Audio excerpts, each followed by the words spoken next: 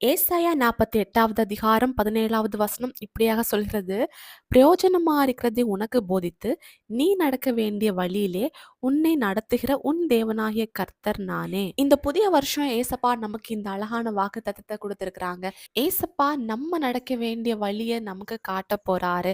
இது வரைக்கும் ஆண்டவர் நேர்த்தியா நம்மளை நடத்தி கொண்டு வந்தாரு. ஆனா நம்ம மேல இருக்கிற நோக்கங்கள், திட்டங்கள் நிறைவேறும்படி எந்த பாதையில நம்ம நடக்கணுமோ அந்த பாதையில ஆண்டவர் நம்மளை நடத்தி கொண்டு போய் நம்மால இருக்கிற நோக்கங்கள், திட்டங்களை ஆண்டவர் நிறைவேற்றுவாரு.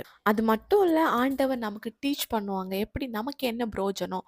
அதாவது ஆண்டவர் நடத்துற பாதையில சில பாடுகள் வரலாம், உபத்திரவங்கள் வரலாம். அந்த பாதையில கூட ஆண்டவர் நம்முடைய வாழ்க்கையில ஏதோ ஒரு நன்மை வச்சிருப்பாரு. அந்த பாதையில இருந்து ஆண்டவர் நமக்கு ஏதோ ஒண்ணு கற்றுத் தருவாரு. அது பிறருக்கு பிரயோஜனப்படும், நம்முடைய வாழ்க்கையில பிரயோஜனப்படும். அது நம்முடைய வாழ்க்கையில ஆசீர்வாதமா கூட மாறும். இதுவரைக்கும் உங்க வாழ்க்கையில நீங்க மனுஷங்களுடைய சொல் பேச்சு கேட்டு உங்களுடைய வாழ்க்கையில அநேக தோல்விகளை நீங்க சந்தித்திருக்கலாம்.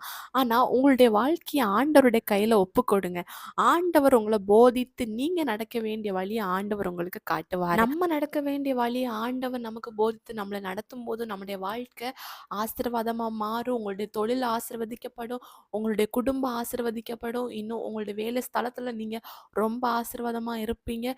நீங்க உங்களுடைய வாழ்க்கைய ஆண்டவருக்கு இன்னைக்கு ஒப்புக்கொடுங்க. இந்த வருஷம் முழுவதும் அவருடைய கரம் தாங்கும். அவரை விசுவாசிங்க, அற்புதங்களை எதிர்பாருங்க. ஏசப்பா உங்களை வழி நடத்துவாராக. இயேசு கிறிஸ்துவின் நாமத்தில் ஆமென்.